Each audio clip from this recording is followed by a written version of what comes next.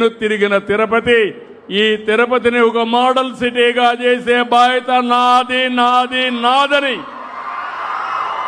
మీకు విజ్ఞప్తి చేస్తూ ఈ రోజు మీ ఉత్సాహం చూశాను.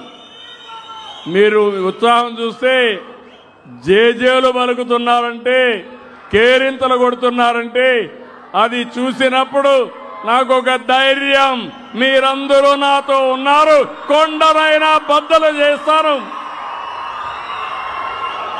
ఆ శక్తి దేవుడిస్తారు, మీరు ఆశీర్వదిస్తారు, మీరు సహకరిస్తారు. ఇది చేసినప్పుడు నాకు కొత్త కాదు, అనుకున్న లక్ష్యాన్ని తప్పకుండా నెరవేరుస్తానని మరొక్కసారి తెలియజేసుకుంటూ ఈరోజు తిరుపతికి వచ్చినప్పుడు వెంకటేశ్వర స్వామి ఆశీస్సులు, మీ అభినందనలు, మీ సహకారం నా జీవితం